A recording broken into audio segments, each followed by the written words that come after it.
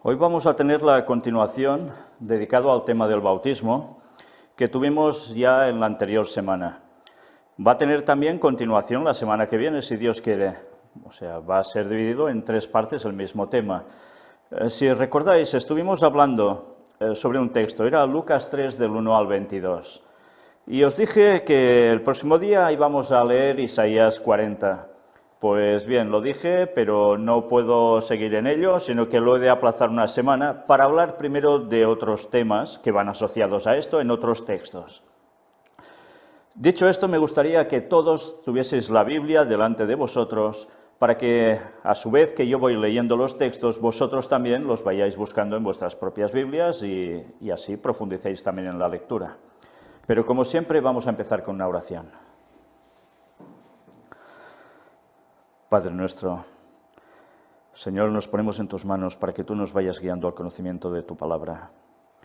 Que el Espíritu Santo sea el que nos ilumine y nos ayude, Señor, en todos estos temas referentes al bautismo, a extraer la máxima enseñanza y aplicación en todas nuestras vidas. Y que sirva también para tener el conocimiento de la salvación y poderlo dar también a muchos más. Bendice especialmente a las personas que han tenido el bautismo y ayúdalos a seguir siempre firmes en la fe, a pesar de cualquier circunstancia adversa. Y anima a muchos más, Señor. Insta a todos los que puedas, a los que deben ser tuyos, para que también hagan el pacto contigo. Perdona todos nuestros pecados. En el nombre de Jesús te lo pedimos todo. Amén. Pues bien, si recordáis lo que presentamos en la conferencia o semana anterior, vais a recordar un poco que eran unas palabras que aparecían en Lucas 3, del 1 al 22, y que hacían referencia a unos textos que no eran invención de Juan el Bautista cuando hablaba, sino que era precisamente algo que él ya tenía en mente y que lo extraía de algún lugar, y era el libro de Isaías, capítulo 40. Aún no vamos a leer Isaías 40 para ver la diferenciación entre un texto y el otro, pero sí vamos a ver una serie de textos que no van a dejarnos indiferentes y que tienen que ver precisamente con más de lo mismo, y nos servirá para puntualizar, terminar de enmarcarlo todo. Y hoy os advierto, vamos a leer 5 textos distintos.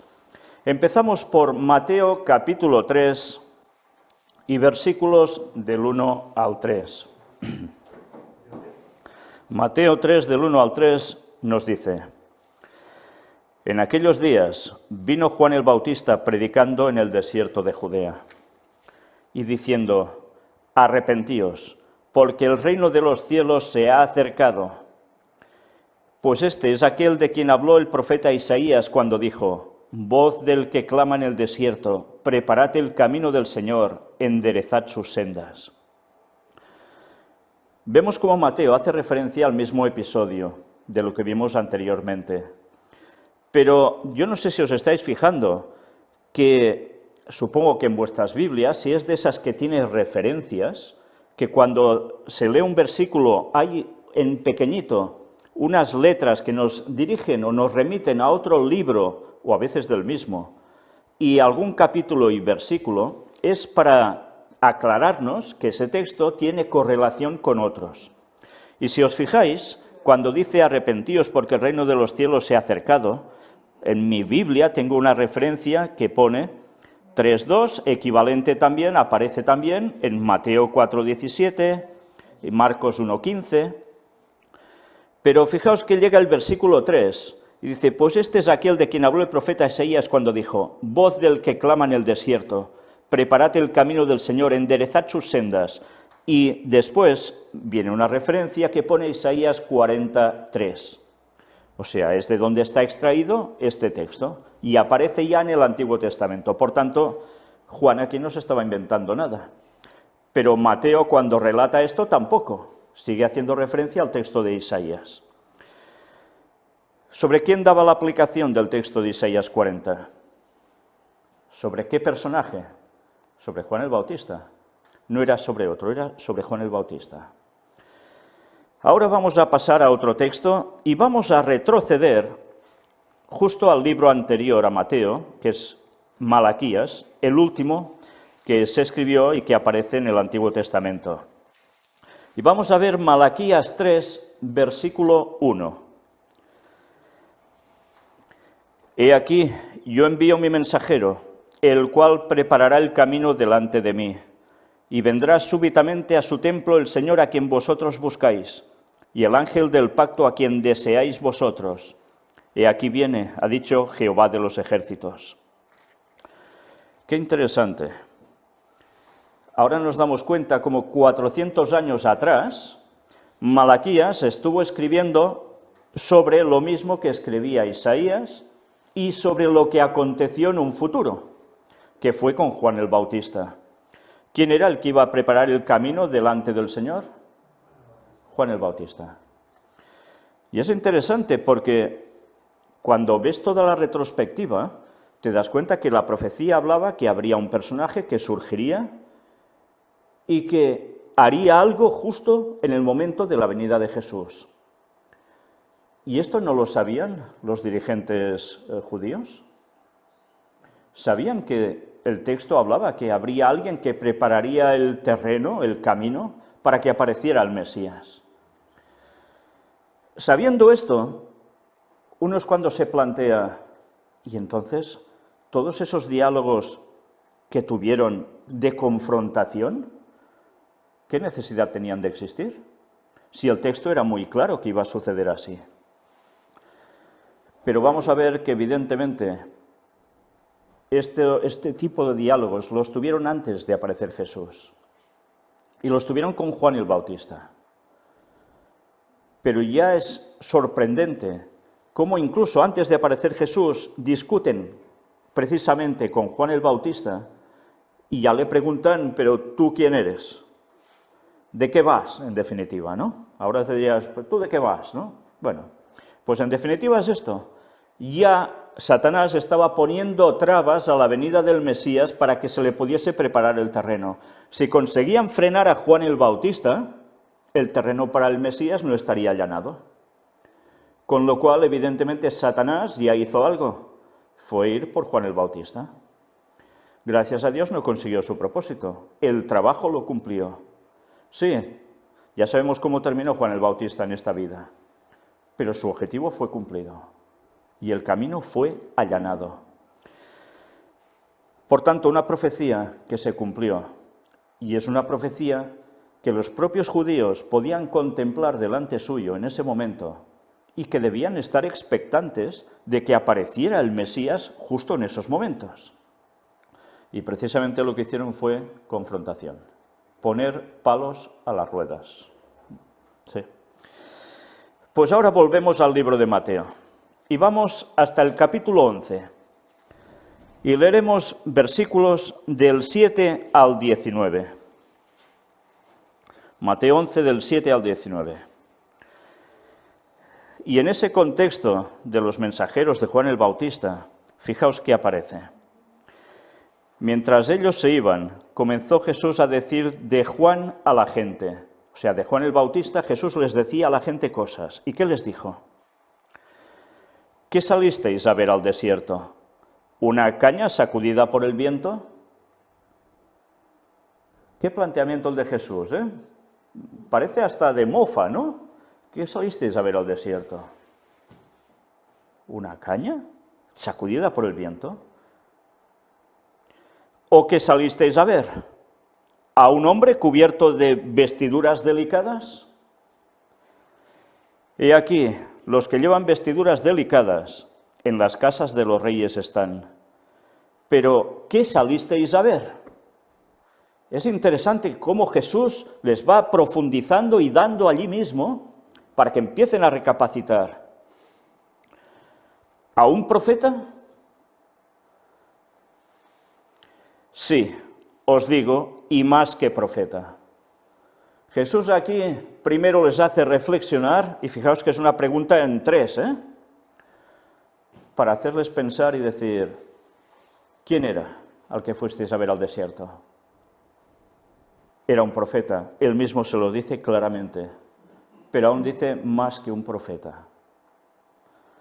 Yo no sé si en estos momentos la cara de la gente que estaba allí se debió quedar un poco esperpéntica, un poco descolocada. Pero fijaos cómo continúa Jesús. Porque este es de quien está escrito: he aquí, yo envío mi mensajero delante de tu faz, el cual preparará tu camino delante de ti. ¿Y qué texto es este? Es el que hemos leído hace un momento en Malaquías 3.1. Es la referencia, lo podéis ver si tenéis Biblias con referencia. Lo mismo que hemos leído. Por tanto, Jesús aclara totalmente. Malaquías 3.1 se cumplía ¿en quién? En Juan el Bautista. No dejaba lugar a dudas. Pero ¿cómo continúa el tema? De cierto os digo, entre los que nacen de mujer no se ha levantado otro mayor que Juan el Bautista, pero el más pequeño en el reino de los cielos, mayor es que él. ¿Cómo se entiende esto? Parece una contradicción. Resulta que es el mayor que se ha levantado entre hijos de mujer y a su vez el más pequeño en el reino de los cielos. ¿Cómo se entiende esto? Bueno, aquí lo que denota es que evidentemente, primero, Juan no vino, como ha dicho Jesús antes, con ropas delicadas. Vino como vino. Y se crió como se crió. A la vista del mundo, ¿qué era? Un don nadie, totalmente, un don nadie. Pero cuando empezó a hablar y a actuar, la gente, el pueblo, se dio cuenta que ese don nadie aparecía de un modo especial, que estaba diciendo cosas que quebrantaban las mentes de las personas. Los dejaba perplejos a todos. ¿Y por qué el pueblo se movió a ser bautizado? Porque recibía la amonestación de alguien que estaba preparando el camino del Señor. Y lo reconocieron como tal la mayor parte del pueblo. ¿Por qué los dirigentes no pudieron cortar enseguida a Juan el Bautista? Porque ¿qué temían? Temían al pueblo. ¿Puedes coger el micrófono, por favor?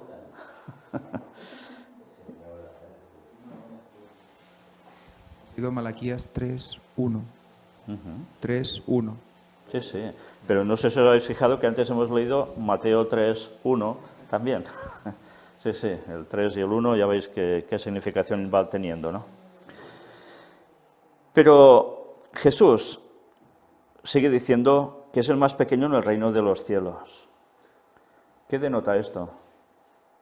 Pues desde luego una humildad tremenda por parte de Juan, porque Juan, sabiendo quién era él, el papel que desempeñaba, resulta que en ningún momento se hizo el gallito, el chulito, nada, nada. Humildad absoluta. Desde los días de Juan el Bautista hasta ahora, el reino de los cielos sufre violencia y los violentos lo arrebatan. Fijaos que aquí Jesús ya les dice incluso directamente el nombre, Juan el Bautista. Está recayendo el texto de Malaquías 3.1 directamente sobre él. Pero recordad, Malaquías 3.1 de hecho hace referencia a Isaías 40, Por tanto, este texto y este otro recaen sobre Juan el Bautista. Y el reino de los cielos sufre violencia. ¿Por qué desde los días de Juan el Bautista el reino de los cielos sufría violencia? ¿Que se empezaban a dar de bofetadas y a puñetazos iban, a patadas? ¿Por qué había violencia? Porque el mensaje de Juan era violento para ellos, porque los obligaba a estar entre espada y pared y tener que hacer algo. Debían reaccionar, no se podían quedar tal cual, no podía tener sentido una indiferencia absoluta, obligaba a posicionarte. Por eso había violencia. El mensaje es que era violento el mensaje. Se daba con amor, pero con toda la potencia que era necesaria. Y los violentos lo arrebatan. ¿Por qué dice los violentos lo arrebatan? ¿Está diciendo aquí los malvados como violentos? No, no está haciendo referencia a este aspecto. Hace referencia a los que reaccionan con valentía, ¿y qué hacen? Lo arrebatan. Esforzados, sí. En las versiones, fijaos que siempre nos va dando matices, y por eso a veces es tan necesario la concordancia Strong, porque nos termina de aclarar conceptos que a veces, claro, te quedas un poco, uy, y tienes que buscar una explicación, ¿no?, al respecto. Bueno, pues evidentemente esforzados, son los que reaccionan y se esfuerzan para seguir el camino del Señor, claro. Y mirad cómo continúa. Porque todos los profetas y la ley profetizaron hasta Juan. Y sabéis, este texto es utilizado por muchos evangélicos para decir, los profetas llegan hasta Juan y a partir de aquí ya no hay más profetas. Y entonces dices, a ver, señores, está bien que repitáis esto como loritos, porque es lo que os han inculcado en vuestras iglesias. Pero pensemos un poco por nosotros mismos, en vez de repetir lo que dicen otros, analicemos el texto, situémoslo y decimos, ¿sobre qué Juan hacía referencia Jesús aquí? ¿Sobre su discípulo, que aún no era ni su discípulo? ¿O sobre Juan el Bautista? Evidentemente sobre Juan el Bautista. ¿Y qué pasa? ¿Que después de Juan el Bautista ya no hubo profetas? ¿Y? Jesús es Dios, sí, pero profetiza. ¿Y los discípulos que escribieron todo el Nuevo Testamento? ¿Qué hicieron? ¿El palangana? ¿Profetizaron? Y llega Juan, que es el discípulo de Jesús, que al final escribe Apocalipsis y profetiza. Y resulta que después de Juan no hay más profetas y todo lo dicen sobre todo para tumbar a Ellen White como profetisa del Señor. Pues imaginaos qué fácil es desmontar un argumento y mostrarles a la gente que dejen su programación mental que les han inculcado y vayan al texto y estudien por sí mismos y que le pidan al Espíritu Santo iluminación y lo van a comprender. Luego, evidentemente, falta lo que falta siempre, el valor de querer cambiar y aceptar la verdad para darte cuenta que te han engañado, que te han manipulado, todo para negar una verdad que tumba el error y la mentira y el engaño. Y eso no es fácil de hacer, porque una vez los preconceptos están dentro y los prejuicios contra la verdad, qué difícil es vencer eso, ¿eh? Pero si eso no se consigue, no habrá salvación. Como la expresión, el fin de la ley es Cristo. Claro. Es una expresión que utilizaban los hebreos para decir que la finalidad de algo, el objetivo, la meta de algo, claro, era eso. Sí, sí. Entonces en Juan el Bautista se culminaban toda una serie de profetas de todo el Antiguo Testamento. Claro. En él, porque era el precursor del Mesías. Entonces todos los antiguos profetas estaban, en cierta manera, hablando sobre eso, sobre ese reino que estaba a punto de manifestarse, ¿no?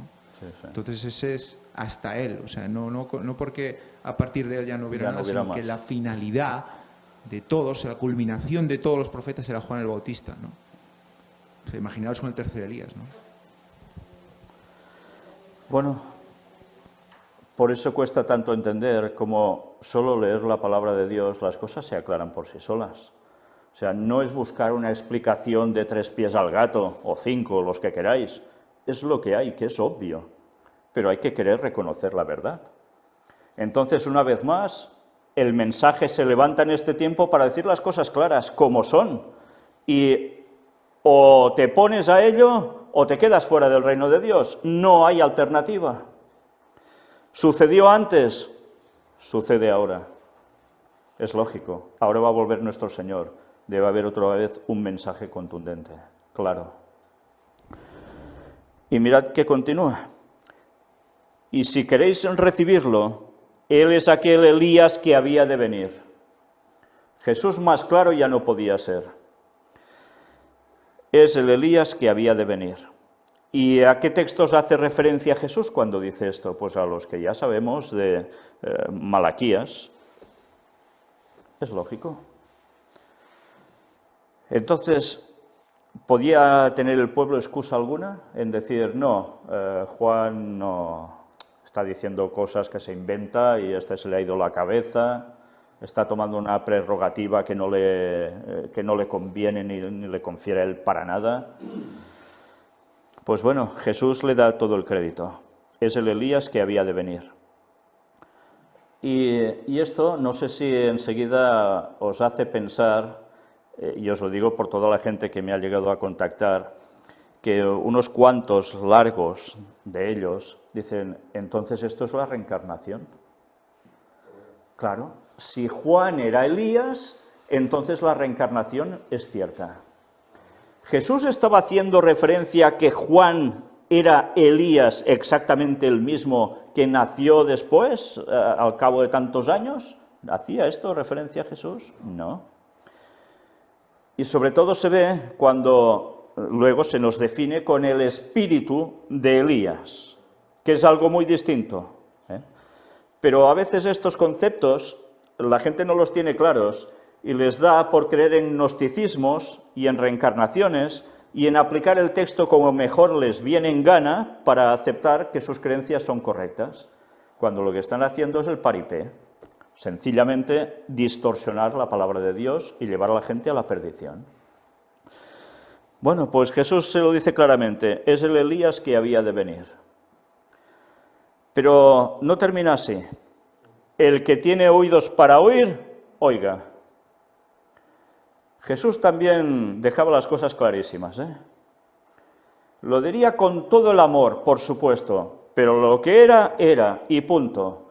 Si tienes oídos, oye. Si no, te quedas sordo. Y si te quedas sordo, ya sabes dónde te quedas. Fuera del reino de Dios. No hay alternativa.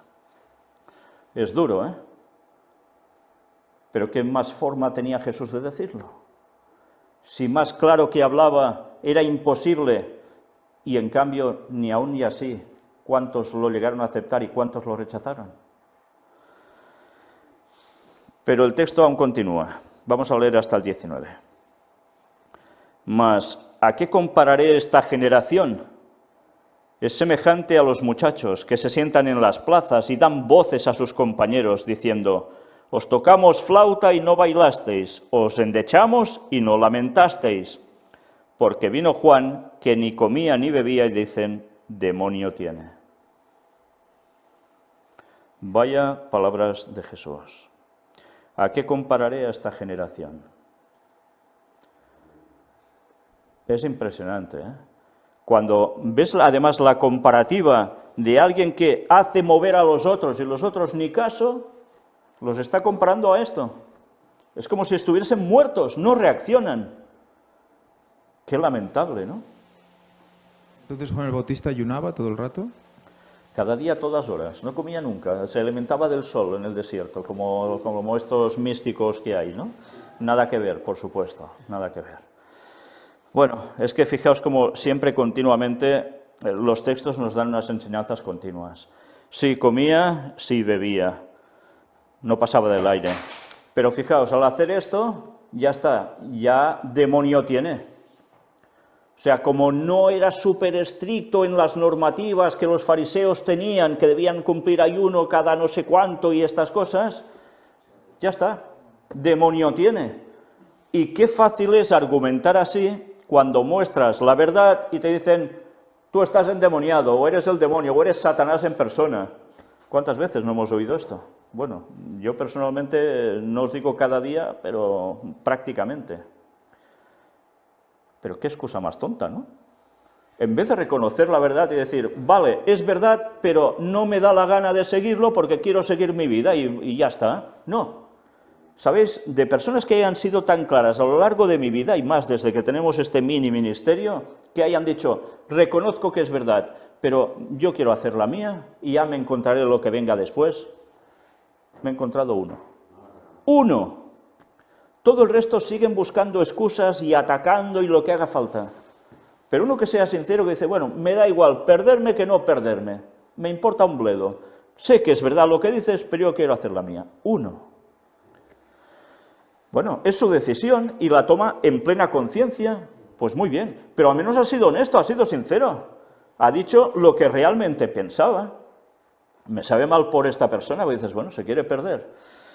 ¿Qué vas a hacer ya? Ojalá aún llegue a reaccionar, ojalá.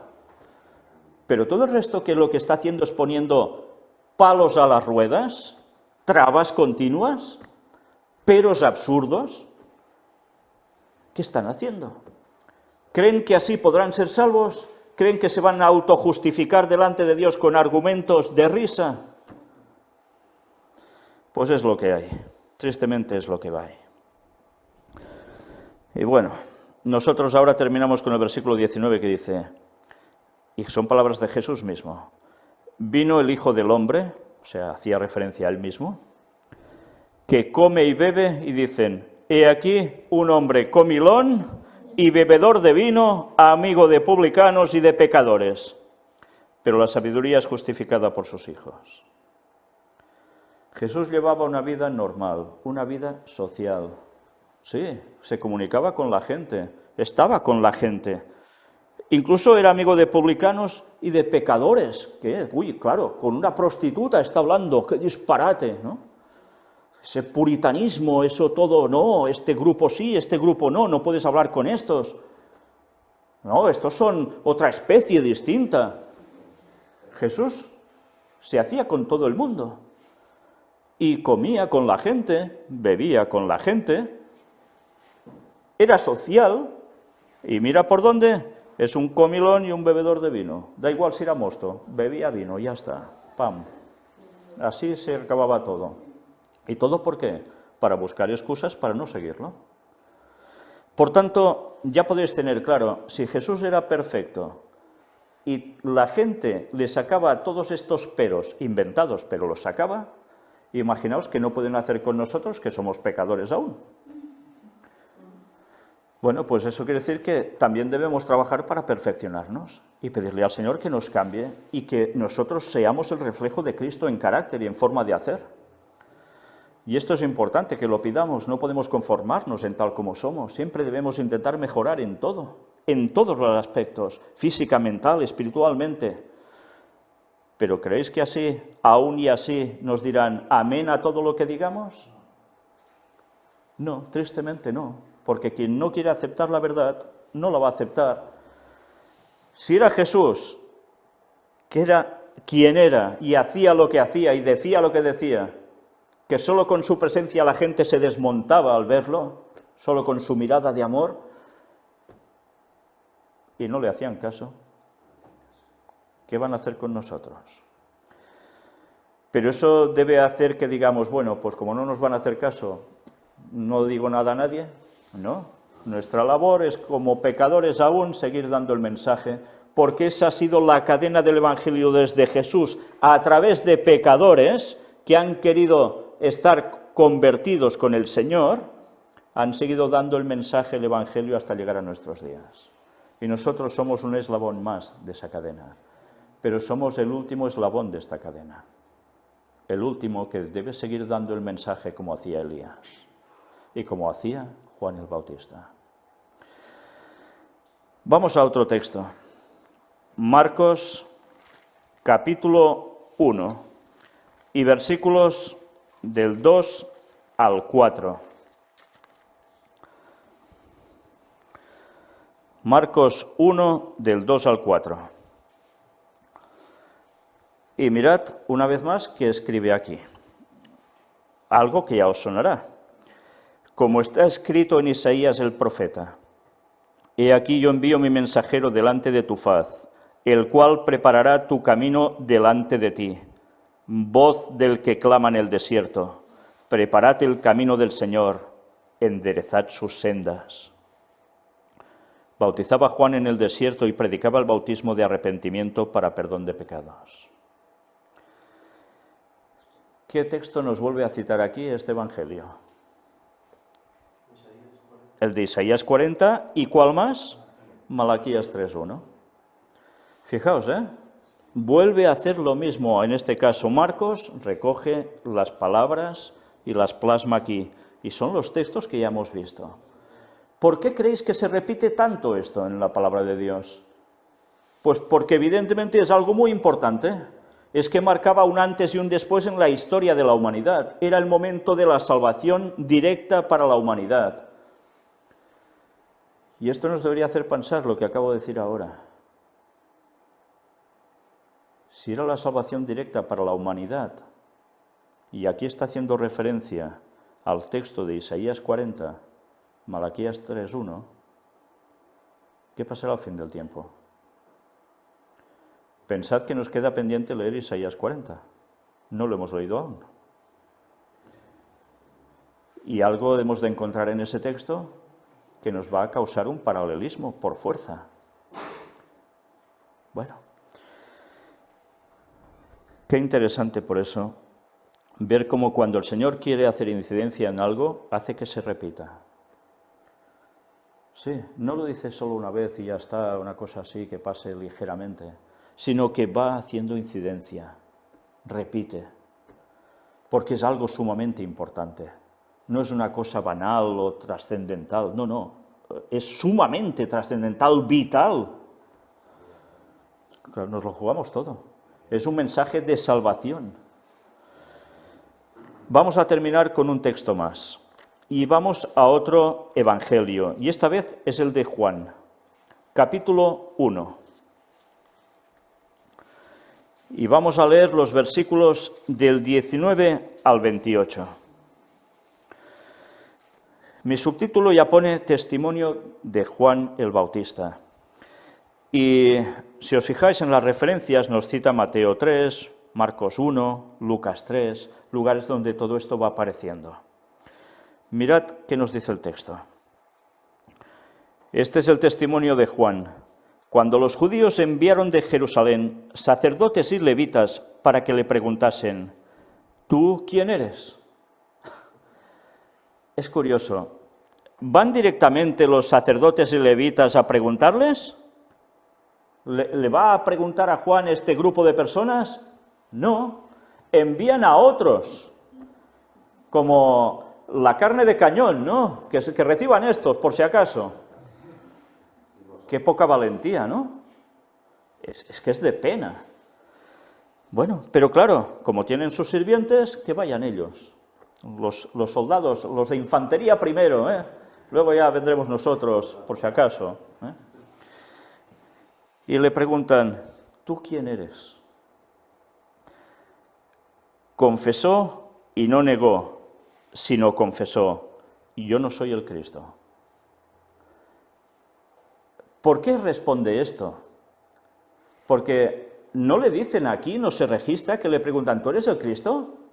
No se registra que le dijeran esto, pero él ya responde, yo no soy el Cristo. ¿Y por qué dice esto? Porque ellos ya sabían que en esos momentos debía aparecer el Mesías. Ellos no distinguían si primero vendría alguien directamente anunciando o sería el Mesías. Habían confundido ya tanto la profecía final para sus momentos en que ya nos diferenciaban. ¿Qué pasó cuando Jesús iba a nacer? ¿Recordáis? Tuvieron que consultar en los escritos a ver dónde nacería. ¿Que no lo sabían? Sí, pero ya lo tenían así, todo distorsionado, aparcado en un margen. Pues lo mismo. Y Juan podía haber dicho, sí, soy el Cristo. ¿Cuántos no hicieron esto en ese tiempo, diciendo que eran el Mesías? En los tiempos de Jesús surgieron varios que se hacían pasar por el Mesías. Barrabás mismo, ¿eh? ¿Lo recordáis? Y después de Barrabás aún surgieron otros. Y, bueno, se demostró muy claramente que ninguno era el Mesías, porque ¿cómo terminaron todos? El maestro, entre comillas, huyendo, normalmente, y todos los otros corriendo por donde podían. Eso sí no terminaban mal. Pero ¿alguno hizo milagros? Ni uno. Hacían revueltas contra los romanos. ¿Por qué? Porque esperaban que el Mesías fuera un liberador del yugo romano. No esperaban a un Mesías que viniese a hacer todo lo que hizo. Por eso Jesús no era aceptado. Ellos querían a alguien que los libertara de ese poder que los estaba subyugando, sometiendo. ¿Eran cortos de miras? Pues tristemente sí, tristemente sí. Y Jesús tuvo que lidiar con eso, incluso con sus discípulos. Estaban con Jesús y aún creían que iba a hacer eso. Impresionante. Judas creía que iba a hacer eso. Y se llevó el gran chasco. Pero aquí cojamos otra aplicación. Él podía haber dicho, sí, soy el Cristo. Ya tengo ahí un montón de discípulos, admiradores, y venga. Y como predicaba, podía arrastrar a todo el pueblo y hacer una rebelión o a saber qué. Y él en ningún momento dijo que era el Cristo. Yo no soy el Cristo. Ante esta respuesta, y le preguntaron, ¿qué pues? ¿Eres tú Elías? Dijo, no soy. ¿Eres tú el profeta? Y respondió, no. Yo no sé si os dais cuenta, algo sabían cuando le dicen, ¿eres tú Elías? ¿Por qué le preguntan si eres tú Elías? Porque sí conocían esa profecía que decía que aparecería alguien preparando el camino del Mesías. Entendían ya que sería Elías. Y dijo, no soy. ¿Él era Elías? No. Ya solo con este texto, una vez más, tiramos por tierra todo el movimiento gnóstico diciendo y el tema de reencarnación. Él mismo dice, no, no lo era. Claro, ¿iba a mentir él diciendo que lo era? No, no lo era. ¿Qué cosas? Viene con el espíritu de Elías y él dice que no es Elías. Podía haber dicho, sí, soy Elías. Y no lo dijo, dijo que no lo era. ¿Estaba mintiendo? No, estaba diciendo una verdad. Él no era el de antes. Y cuando dice no soy, siguen insistiendo, ¿eres tú el profeta? Y respondió, no. ¿Sabéis a qué profeta se referían diciendo esto? A Moisés. Ellos creían que Moisés volvería a aparecer por allí. Y él dijo, no, tampoco era Moisés. Bueno, pues nada, un problema para los de la reencarnación, que a ver cómo saldan, ¿eh? Pero ahí el valor de Juan de decir las cosas claras y como eran, ¿eh? Pero ahí está, la cosa no termina así. Le dijeron, pues ¿quién eres? Yo no sé en qué tono se lo dijeron, ¿eh? Pero sea en el tono que fuera, desde luego estaban descolocados por todos lados, ¿eh? Pues ¿quién eres? Para que demos respuesta a los que nos enviaron. Imaginaos. Es que es sorprendente todo. ¿Qué dices de ti mismo? ¿Tú quién eres? Si no eres tal y cual, dinos quién eres. Hemos de decir algo a los que nos han enviado, porque igual si no les decían nada terminaban fatal, ¿eh?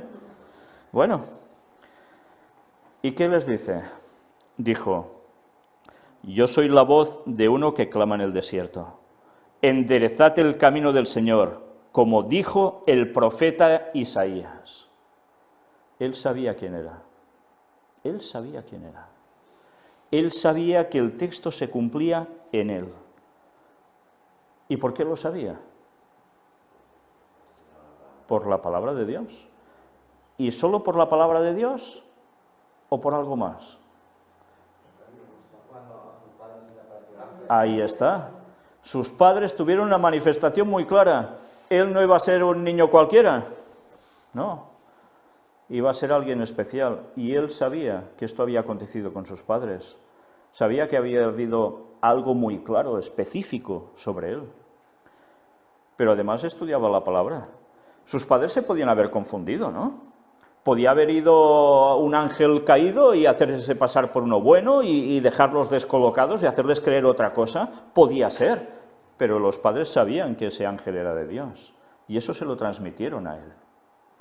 Por tanto, fue una intervención de milagro absoluto. Pero él siguió avanzando en el conocimiento y supo que ciertamente esto era aplicado a él. Por supuesto. Por eso que si el ángel le dijo eso y él sabía la profecía de Malaquías, pues ya ahí se le juntaron todo. Claro, todo cuadraba, ¿no? Claro.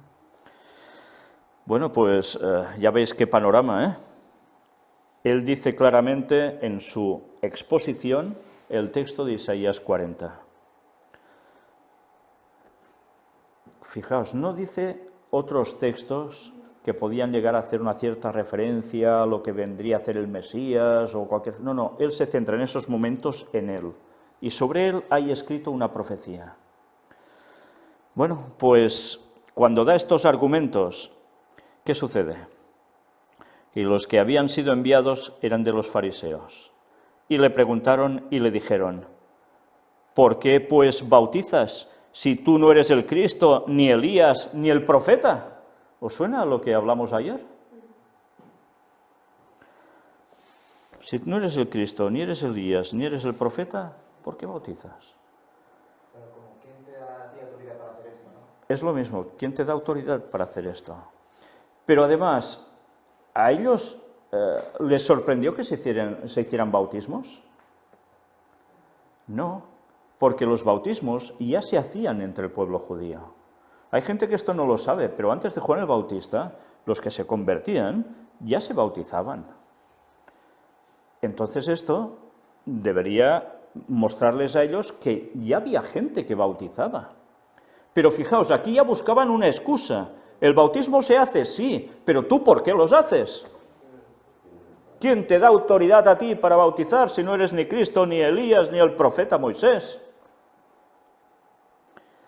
Y Juan podía haber dicho, es verdad, nadie me ha dado esa autoridad, que se vayan a bautizar solos por ahí, ¿no? No.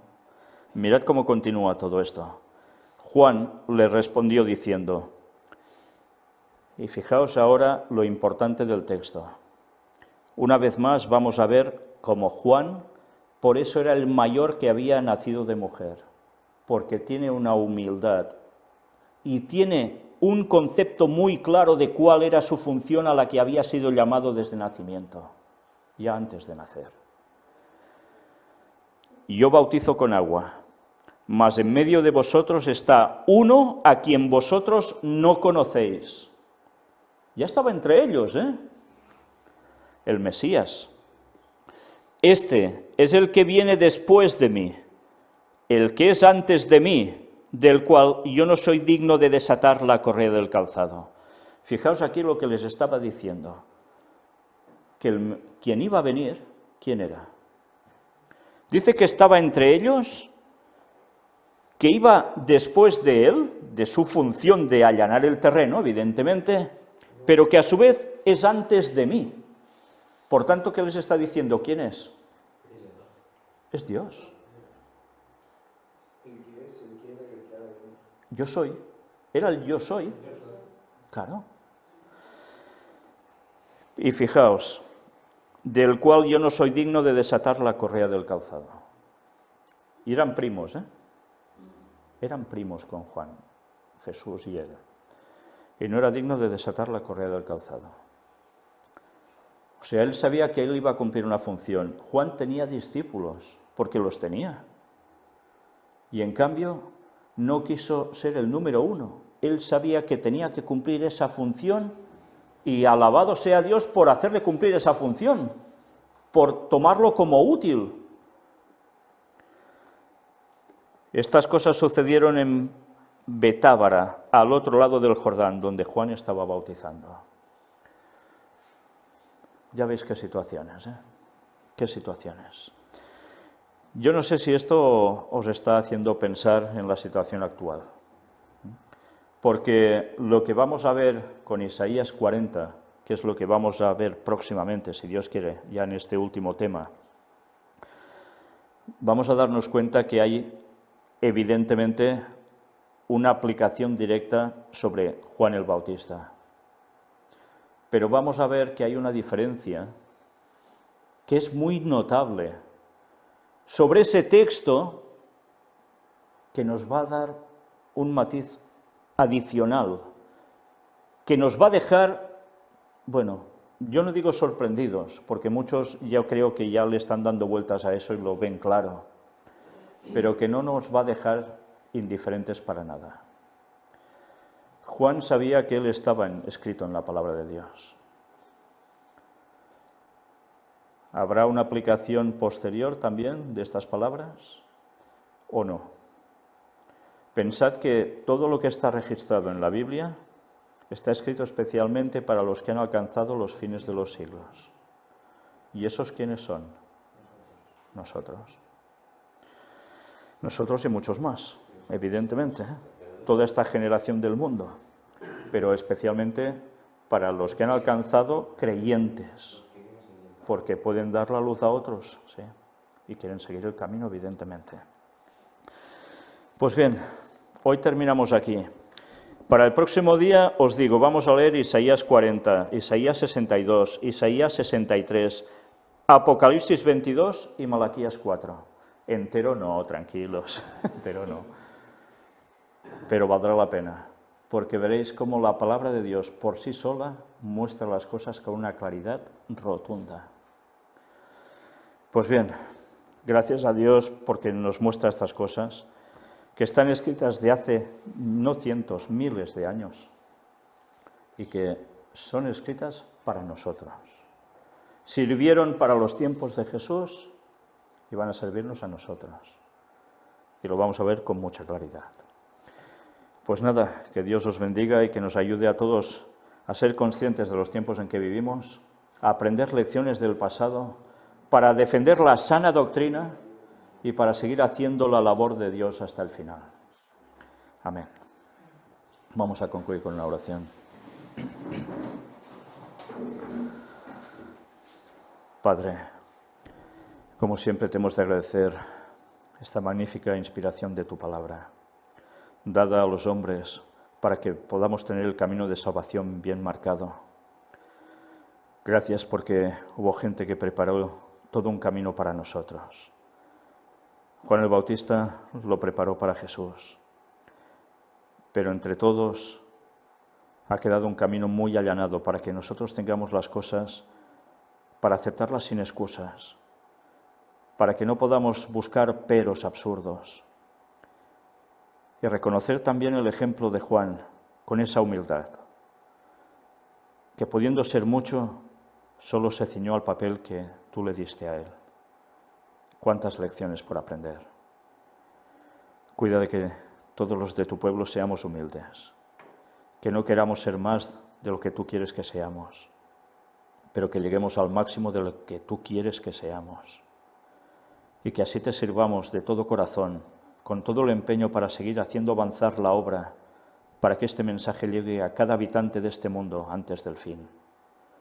Es tu promesa, sabemos que el Espíritu Santo va a ser derramado, que la lluvia tardía caerá de lleno, cada vez va más, ya está cayendo, pero irá más hasta un tope, y queremos participar de esos momentos también, como lo estamos haciendo ahora, para poder seguir disfrutando, viendo cómo tus señales siguen y cómo la gente reacciona ante tu mensaje para ser salva. Sabemos que no van a ser la mayoría, pero para eso hemos de trabajar, Señor, con tu ayuda. Llénanos del Espíritu Santo. Bendícenos, cuida de tu pueblo en todas partes, estén en la situación que estén, tú sabes todo lo que necesitan.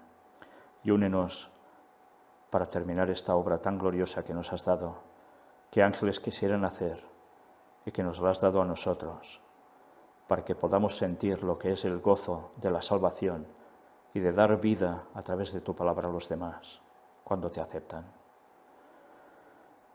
Perdona todos nuestros pecados, Señor.